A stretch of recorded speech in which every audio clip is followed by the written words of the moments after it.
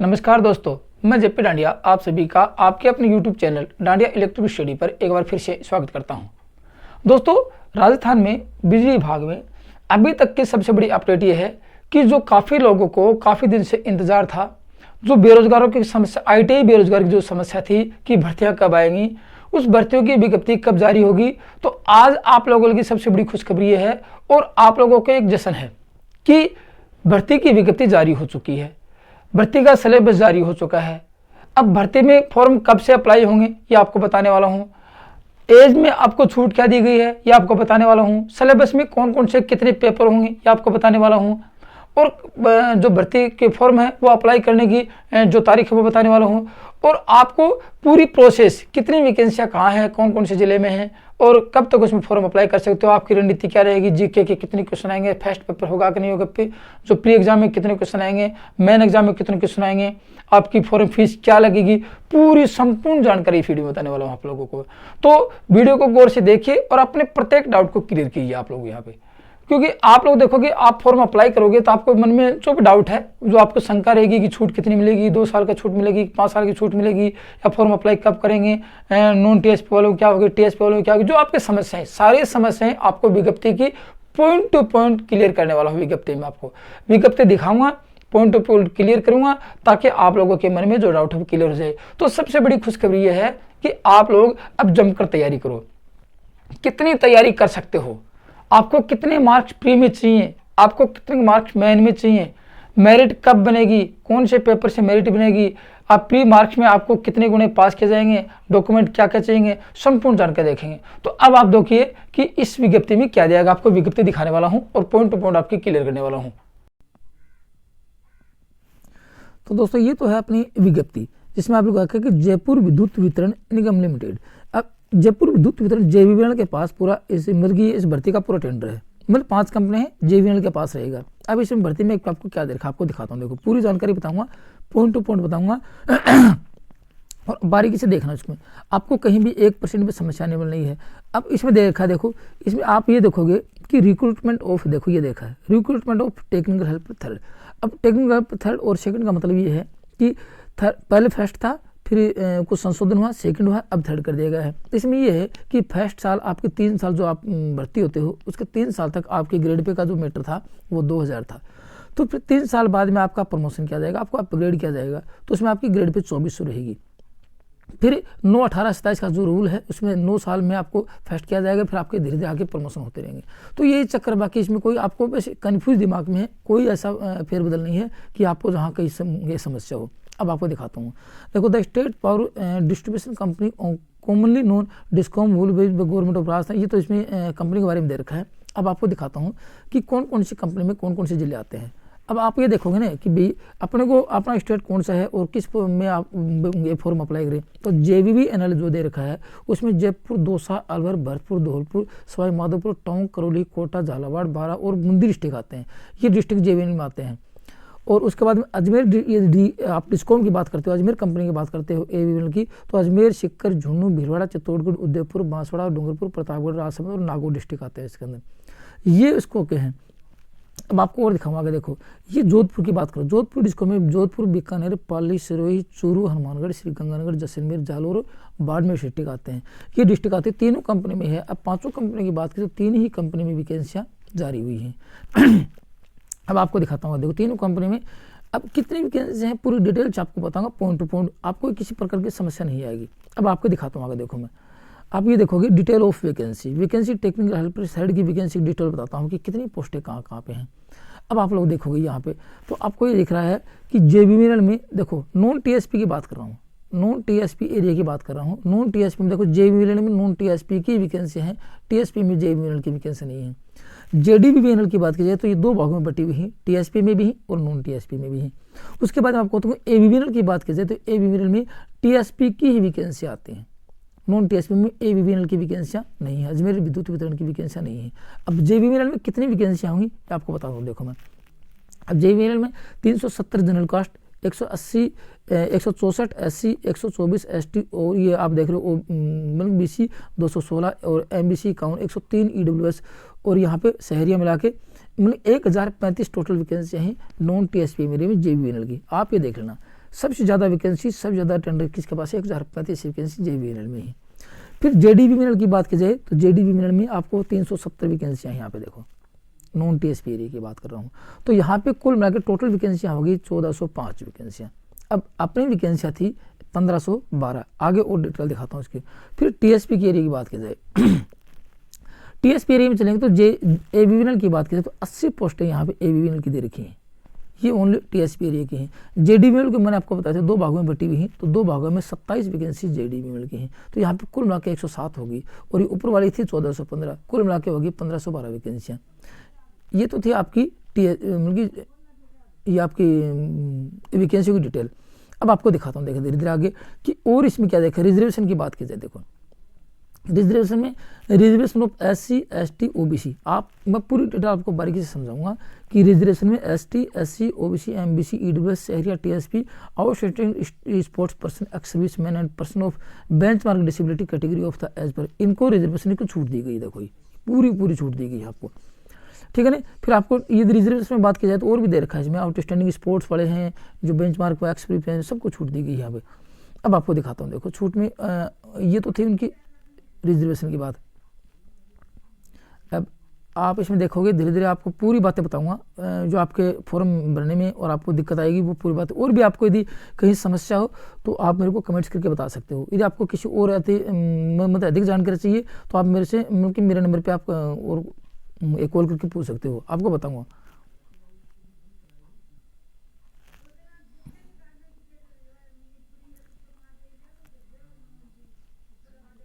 Education की बात कर लेता हूँ। यहाँ पे एजुकेशन क्वालिफिकेशन की बात करें तो आपको देखो यहाँ पे पूरी क्लियर हो जाएगी। यहाँ पे candidate must process of qualify secondary from RBSc CBSE and other equivalent any board along with ITI and CBT SCBT NAC। इसमें कोई फर्क पड़ने वाला, NCBT है SCBT है NAC है, ITI होनी चाहिए, और RBSc या CBSE बोर्ड अदर यानी कोई बोर्ड से पास से आपके मतलब कि 10वीं पास होनी चाहिए। फिर आगे देखो equivalent of qualification in trade off electrician, lineman, SBA, wireman और पावर इलेक्ट्रिशियन, इनसे आपकी ITI कंप्लीट होनी चाहिए। ये दे रखा है यहाँ पे। ये तो आपकी क्वालिफिकेशन 10th पास और ITI NCBT SCBT से कोई फर्क पड़ने वाला नहीं है, ये आपकी इसमें क्वालिफिकेशन दे रखी है। पूरी बातें आपको डिटेल से बताऊंगा। देखो आगे भी कोई समस्या आती है मेरे को बता देना कि सर यहाँ पे हमारी समस्या ही है। फिर नोट देखो यहाँ पे पूरी बातें यहाँ देखोगे तो आपको पूरी समझ में आएंगी। एक candidate must process request qualification date fixation of document verification. ये देखिए जो भी कैंडिडेट यदि ऐसे पढ़ रहे हैं, जो ITI कर रहे हैं, जिनकी कंप्लीट नहीं है, तो डॉक्यूमेंट वेरिफिकेशन तक उनकी क्वालिफिकेशन कंप्लीट हो जानी चाहिए। ये आप उसमें अपीयरिंग वाले भी फॉर्म भर सकते, जो ITI कर रहे हैं और उनको लगता है कि डॉक्यूमेंट वेरिफिकेशन तक अपनी ITI कंप्लीट हो जाएगी, वो भी इसमें फॉर्म अप्लाई कर सकते हैं। ये भी आपका एक डाउट क्लियर हो गया है। Certificate diploma and Indian army navy air force consider equivalent to ITI NCBT SCBT NAC। इसमें लिखा है कि सर्टिफिकेट और diploma Indian army navy air force, यहाँ से जो डिप्लोमा या सर्टिफिकेट ले रखी है ITI की, उनको यहाँ पे क्वालिफाई माना गया है, ठीक है ना, उनको यहाँ पे क्वालिफाई माना गया है। Diploma in engineering and an higher education note will be considered equivalent ITI NCBT। Diploma और बीटेक वालों को यहाँ पे कंसिडर नहीं किया गया है, वो फॉर्म अप्लाई नहीं कर सकते। सिर्फ ओनली और इंडियन आर्मी नेवी एयरफोर्स वाले जिन्होंने डिप्लोमा कर रखा है इनमें, वो इसमें फॉर्म अप्लाई कर सकते हैं, और 10th प्लस ITI भी इसमें फॉर्म भर सकते हैं। लेकिन डिप्लोमा वालों को यहाँ पे शामिल नहीं किया गया है और बीटेक वालों को शामिल नहीं किया गया। ये अच्छी बात है कि वो सिर्फ ITI वाले ही रहेंगे यहाँ पे। एक इसमें आपका ये डाउट क्लियर हो गया। एज की बात, सबसे बड़ा मुद्दा अपना एज का रहता है कि छूट कितनी रहेगी, आपको वही बताता हूँ। पूरी बातें यहाँ पे एक पॉइंट टू पॉइंट बताऊँगा आप लोगों को कि कहीं समस्या नहीं आएगी। ये इसमें लिखा है कि the candidate must having attend of age of 18 years and should be not more than 28 years on the 1/1/2023। सबसे बच्चे की 1 जनवरी 2023 को माना गया है, तो लगभग अभी फरवरी चल रही है, 1 महीना, तो 1 साल की छूट तो लगभग आपको ये मिल गई है। और 18 से 28 साल तक इसमें माना गया है। लेकिन एक चीज़ बीच में और दी गई इसमें, वो देखना, as direct document in discom was not be previous 2 year election upper age limit shall be admission level. इसमें लिखा है कि यदि 2 साल तक यदि डिस्कॉम की तरफ से कोई भर्ती डायरेक्ट नहीं हुई है, डायरेक्ट रिक्रूटमेंट नहीं हुआ है, तो अपर एज वालों को 2 साल की छूट दी जाएगी, ये दे रखा है इसमें। तो 18 से 28 तक तो है ही, यदि जिसकी एज लिमिट पार हो चुकी है उसको 2 साल की और छूट मिलने वाली है, तो इसमें टेंशन लेने की बात नहीं है। और जिसकी एज कंप्लीट हो चुकी है और उसमें दे रखा है कि 1/1/2023 जो देखिए 1 साल तो आपको छूट दी गई है, और 2 साल की जिसमें क्योंकि आपको पता है 2018 में वैकेंसी जारी हुई थी, तो लगभग 3 साल हो गए और इन्होंने 2 साल का दिया है। 2 साल तो कोई भर्ती जारी नहीं है, तो 2 साल की छूट मिल जाएगी आपको। आगे तो अब छूट किस किस को मिल रही है आप यहाँ पे देख रहे हो। 5 साल की छूट SC/ST वालों को मिलेगी, ठीक है ना। अपर age limit maintain above shall be relax 5 year person disability, उनको छूट मिल जाएगी। तो देख लेना सर्विस में उनको 50 साल तक भर्ती कर सकते हैं, आपको छूट मिलेगी। सबसे बड़ी मुद्दा ये था कि छूट कितनी मिलने वाली है, तो आपको बता दिया कि 5 साल की छूट SC/ST वालों को मिलेगी, 3 साल की छूट उनको OBC वालों को मिलेगी, और 2 साल की छूट जिसकी लिमिट पार होगी उनको मिलने वाली है। तो सबसे अच्छी बात है कि आपके जो एज लिमिट वाले हैं उनको भी मौका दिया गया है। फिर आगे दिखाता हूँ आपको मैं छोटे छोटे पॉइंटों में आपको एक पूरी बातें बताऊंगा कि कितनी कितनी की छूट मिलने वाली है।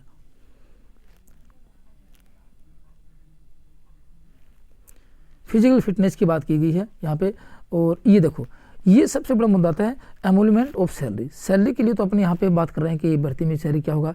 अब यहाँ पूरी बातें बताऊंगा आप लोगों को। देखो मैं ये देखा कि candidate on appointment will be intensity appointment of probational training and for a period of 2 years during period of probational training there will be paid fixed remuneration of 13,500। 2 साल तक आपका प्रोबेशन क्लियर नहीं होगा तब तक आपको 13,500 रुपये पर मंथ के हिसाब से फिक्स रूप से दिए जाएंगे।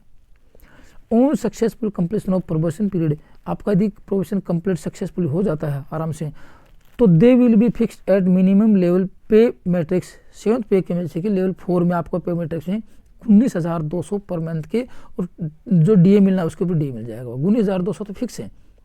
उसके बाद में अभी देखो मतलब कि 32 के करीब DA चल रहा है, 32% DA चल रहा है, तो DA और मिला दे तो अलग से आपको 19,200 तो आपकी बेसिक रहेगी। उसके बाद में आपको जो भी भत्ता मिलने वाला है वो मिल जाएगा, आपको TA DA जो मिल जाएंगे आपको।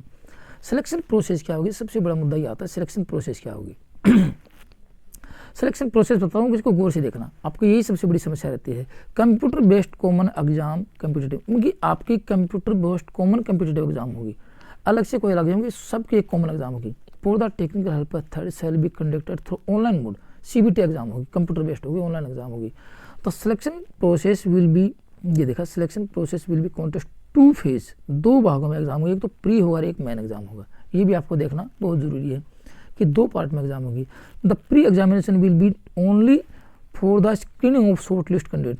Pre exam short list candidate में छटनी की जाएगी इसमें कि कितने कैंडिडेट भर्ती होने के लायक हैं, तो कैसे होगी आपको बताऊंगा, ठीक है ना। स्क्रीनिंग की जाएगी, स्क्रीनिंग का मतलब क्या है कि जो भीड़ है उसको भीड़ को छांट दिया जाएगा कि यही कैंडिडेट भर्ती होने के लायक हैं, फिर उनमें से मेन एग्जाम ली जाएगी। ये होता है there shall no weightage of marks screening pre exam. Pre exam के कोई मार्क्स में मतलब कि आपकी मेरिट नहीं बनेगी, फाइनल मेरिट प्री एग्जाम के नंबर से नहीं बनेगी, दे रखा साफ साफ।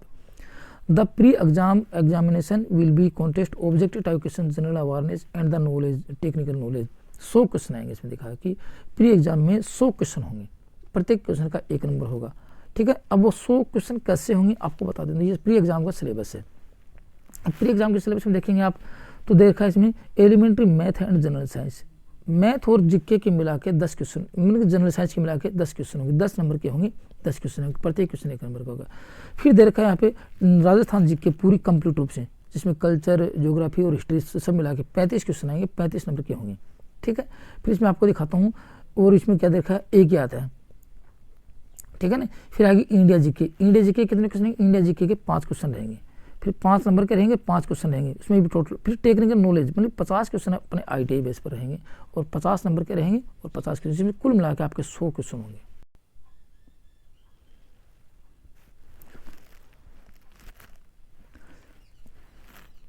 तो यहाँ पे कुल मिला के कितने क्वेश्चन हो जाएंगे, कुल मिला के 100 क्वेश्चन हो जाएंगे यहाँ पे। तो 100 क्वेश्चन होंगे, इसमें से आपके 100 क्वेश्चन में क्या होगा कि आपकी मेरिट नहीं बनेगी। अब प्री एग्जाम में कितने नंबर की आवश्यकता है और कितने गुना पास किया जाएंगे वो भी आपको बता देता हूँ पूरी बातें। आपको एक एक पॉइंट टू पॉइंट क्लियर करने वाला हूँ। All candidate applying for the post of technical helper third will be appearing in the pre examination, number of candidate admitted in main exam will be 10 time total number of vacancy. अब इसका मतलब समझना आप लोग, आपको पूरी जानकारी देंगे। इसका मतलब ये होता है कि टोटल जो वैकेंसी हैं उसके 10 गुना पास किए जाएंगे, टोटल वैकेंसी के 10 गुना कैंडिडेट पास किए जाएंगे, तो याद रखना। अब 10 गुना कैंडिडेट पास किए जाएंगे तो कितने हो गए, 1512 वैकेंसी में 15,120 कैंडिडेट ही पास किए जाएंगे। ये दे रखा है इसमें। आगे देखा, but we said range of the all candidate secure marks of fix any lower range and the admitted main examination. इससे नीचे वालों को मेन एग्जाम में नहीं एडमिट नहीं किया जाएगा, फिक्स नंबर है तो 10 गुना ही पास किए जाएंगे। अब 10 गुना की प्रोसेस देखो, आगे बताता हूँ क्या होगा। देखो मेन एग्जाम का पेपर कैसे होगा। मेन एग्जाम का पेपर भी कुछ इसमें डिवाइड किया गया है, आप चिंतित मत होना मेन एग्जाम के पेपर में क्या डिवाइड किया गया है। फिर कुल मिला के यहाँ पे राजस्थान जीके के 30 क्वेश्चन रहेंगे, वहाँ 35 थे, यहाँ 30 क्वेश्चन कर देंगे, 5 क्वेश्चन काट दिए गए यहाँ पे, ठीक है। उसके बाद में देखो यहाँ पे बताता हूँ, फिर आगे क्या होगा, इंडिया जीके की बात की जाएगी। इंडिया जीके में यहाँ पे आपको मिलेंगे पूरे 10 नंबर की इंडिया जीके मिलेगी और 10 क्वेश्चन मिलेंगे 10 नंबर की मिलेगी। ये मेन एग्जाम की बात कर रहा हूँ। फिर पार्ट ऑफ बी की बात करता हूँ, इसमें 1-2 पार्ट ऑफ बी में आपको सी है टेक्निकल, यहाँ पे IIT 100 क्वेश्चन मिलेंगे, 100 नंबर के रहेंगे, तो कुल मिला के यहाँ पे टोटल क्वेश्चन होगी 150 और टोटल नंबर होगी 150। ये सबसे बड़ी बात है, समझ गया बात को। तो ये तो थी यहाँ पे मेन एग्जाम की बात, और प्री एग्जाम की मैंने बता दी। दोनों ही 2-2 घंटे के पेपर होंगे, 2 घंटे का वो होगा और 2 घंटे का पेपर ये होगा, आपको ये देखना जरूरी है। अब आपको दिखाता हूँ कि इसमें और क्या दिया गया है।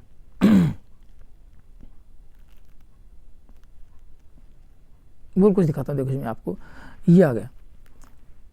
यहाँ देखोगे आप लोग, the question paper phase first and second pre and main shall be contest of objective type question होंगे। Total question objective within, आप देखोगे यहाँ पे within 5 option as answer, 5 option का एक क्वेश्चन होगा ऑब्जेक्टिव टाइप में, इसमें 5 ऑप्शन मिलेंगे आपको, 1 पर्सन के 5 ऑप्शन मिलेंगे। फिर आगे इसमें दे रखा है कि the question paper shall be brilliant both in Hindi and English, दोनों में आएगा, but in case any confuse ability with the regard of interpretation of the printer error English version is question shall be prevail. यदि किसी प्रकार की paper mistake होती है तो इंग्लिश वाले क्वेश्चन को ही सही मान्य किया जाएगा, हिंदी वाले को मान्य नहीं किया जाएगा। इसमें साफ साफ लिख के दिया इसमें आप लोगों में। तो आपको यदि किसी प्रकार का कन्फ्यूज आता है तो इंग्लिश के पेपर को खोल के इंग्लिश क्वेश्चन को पढ़ना, और उसमें जो दिया गया वो आपको सही मिलेगा आपको, लेकिन हिंदी वाले को मान्य नहीं किया जाएगा। The part of technical in pre and main exam shall B common for the all trade electrician, lineman, SB, wireman and the power electrician. ये देखा कि प्री और मेन एग्जाम में जो कॉमन एग्जाम होगी उनमें कौन कौन से इलेक्ट्रिशियन, लाइनमैन, ये आपको दोनों प्री और मेन एग्जाम में कॉमन एग्जाम होगा आप लोगों के, ऑल ट्रेड के लिए, सभी ट्रेड के लिए। ये नहीं कि इलेक्ट्रिशियन का अलग होगा, लाइनमैन का अलग होगा, एसबीआई का अलग होगा। एसबीआई मतलब स्विच बोर्ड अटेंडेंट होता है एसबीआई का, वायरमैन, पावर इलेक्ट्रिक, सबकी कॉमन एग्जाम होगी जिसमें देखा। अब देखो सबसे बड़ा मैन आता है, देखो आपके बाद ये आगे क्वेश्चन आ गया कि there will be no negative marking, किसी प्रकार की नेगेटिव मार्किंग नहीं होगी, सबसे अच्छी बात ये आती है। फिर आगे दिखाता हूँ, there shall be no minimum pass mark in pre exam, however candidate appearing in the main exam shall be required obedient 30% marks selection in UR category. General category के लिए आपको प्री एग्जाम में 30% मार्क्स लाने अनिवार्य है। 100 number का paper होगा, 30 number लाने अनिवार्य हैं, लेकिन फाइनल मेरिट में वो 30 नंबर जोड़े नहीं जाएंगे।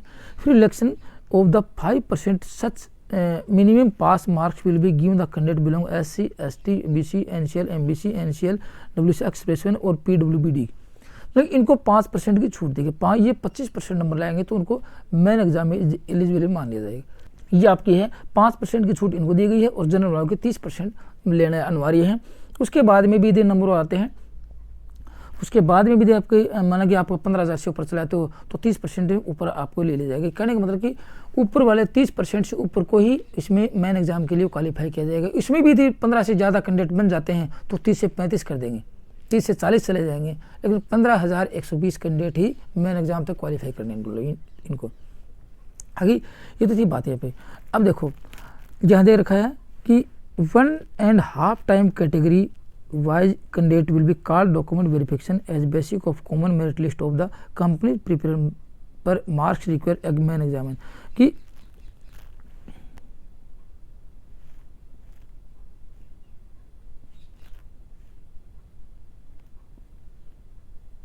अब आगे दिखाता हूँ आपको। देखो और भी क्या दे रखा है इसमें, देखो there will be non interview, को आपकी कोई लिए इसमें कोई इंटरव्यू नहीं होगा, इंटरव्यू के लिए कोई नहीं है कि आपकी इंटरव्यू बेस्ड नहीं है आपकी, ठीक है ना। और यदि मेन एग्जाम डॉक्यूमेंट वेरिफिकेशन, देखो जो भी आपको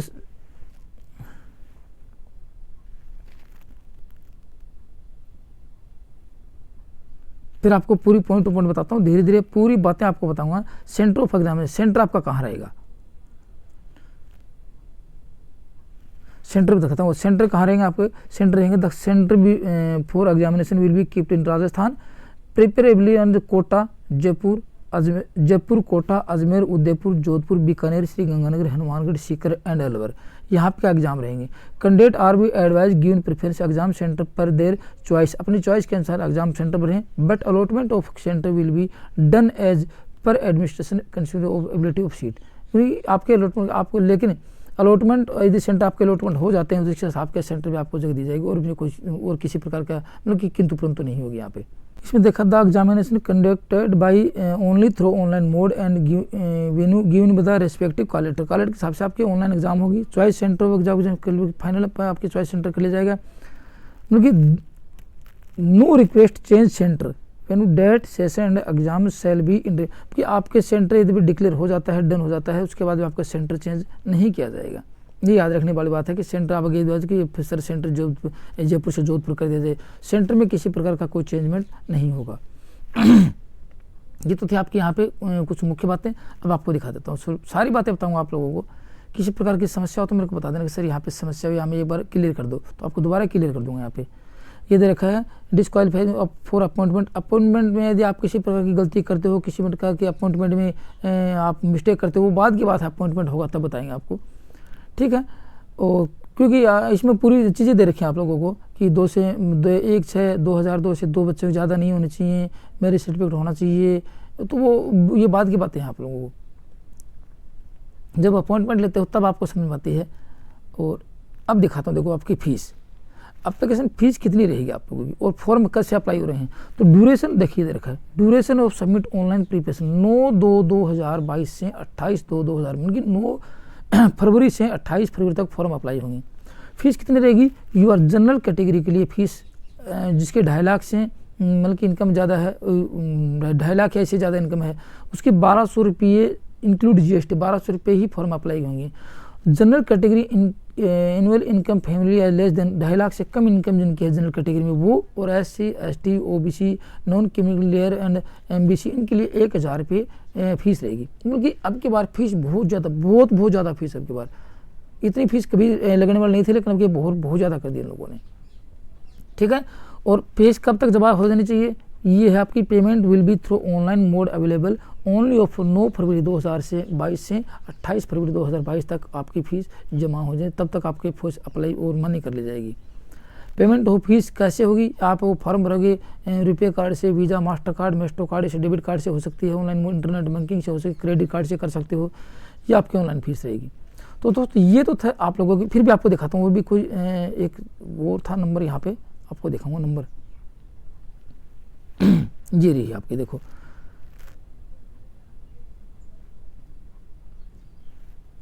9 फरवरी 2022 तक विजिट, आप इसमें विजिट कर सकते हो। 9 फरवरी 2022 से विजिट करके 28 फरवरी 2022 तक ऑनलाइन फॉर्म भर सकते हो, ठीक है। और अब आपको दिखाता हूँ आपके में नीचे, before applying online every candidate should be ensure that, यहाँ पे आपको देखना चाहिए कि कौन कौन से आपको मतलब कि फॉर्म भरने के लिए आपको वो दे रखे हैं, इंस्ट्रक्शन दे रखे हैं कि कैसे कैसे फॉर्म भरोगे आप लोग यहाँ पे, तो पूरी बातें दे रखी हैं यहाँ पे। Submit application online form apply करने के लिए आपको कैसे कैसे फॉर्म भरना पड़ेगा, पूरी प्रोसेस देखिए यहाँ पे पढ़ना। और मेरे व्हाट्सअप नंबर आपको दिखाता हूँ, व्हाट्सअप नंबर पे आप कमेंट्स करके पूछ लेना कि सर इसकी विज्ञप्ति आपको मैं दे दूंगा, और बाकी कुछ पूछना हो तो ये है मेरे व्हाट्सअप नंबर 8854 88 0021, ये नंबर है व्हाट्सअप नंबर। और इस पर आप कमेंट्स करके पूछो तो आपको पूरी बातें, और मैं आपको यदि आप कॉल करते हो तो भी आपको पूरी बातें बताने वाला हूँ यहाँ पे मैं। और ये आपके फ़ोटो की इमेज साइज है, सिग्नेचर है, हैंड रिटन डिक्लेरेशन है, वो आपकी पूरी बातें यहाँ पे फॉर्म भरने की जो शर्तें हैं वो दे रखी, कैसे कैसे फॉर्म भरोगे आप लोग यहाँ पे।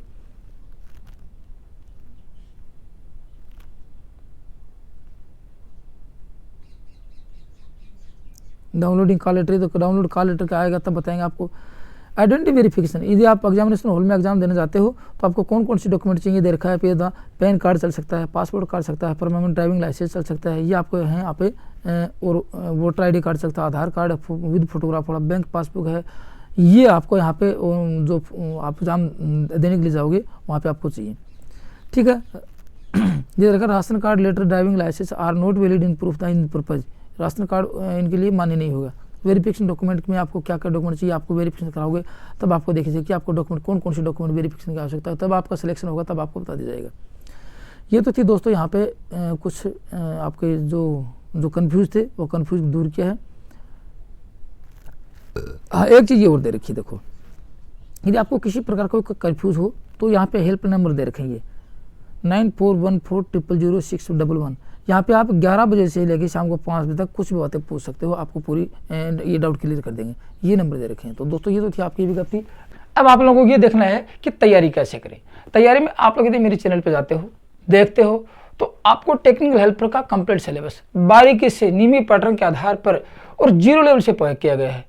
और अब नए सिलेबस की जो नया सिलेबस है, नए रूप से उसको सिलेबस को करवाएंगे, उसको भी आपको अपडेट और मिल जाएगी आपको कि कब से नया सिलेबस स्टार्ट कर रहे हैं या सिलेबस कब तक प्री का सिलेबस में क्या होगा, मतलब कि आपको संपूर्ण जानकारी मिल जाएगी। यदि आप एक बार वीडियो देखते हो, चैनल को सब्सक्राइब करके और आप वीडियो देखना शुरू करते हो, नोट्स बनाते हो, तो शायद ये टेक्निकल हेल्पर के एग्जाम नहीं, इंडिया में कोई भी इलेक्ट्रिशियन के एग्जाम हो, वहाँ पे आप पेपर को आसानी से सोल्व करके अपना सिलेक्शन ले सकते हो। यदि आपको विश्वास नहीं है, आप जाके देखो और पूरे चैनल पे आप सर्च करो कि कितनी तैयारी यहाँ पे कर सकते हैं। तो चैनल को सब्सक्राइब कीजिए और अपने नोट्स बनाते रहिए और अपनी तैयारी करते रहिए। बाकी धीरे धीरे आपको न्यूमेरिकल करवाने हैं या आपको थ्योरी में नया सिलेबस शुरू करवाना है, पूरी अपडेट आपको मिलती रहेगी। तो दोस्तों आज की वीडियो में इतना ही था। थैंक यू, धन्यवाद।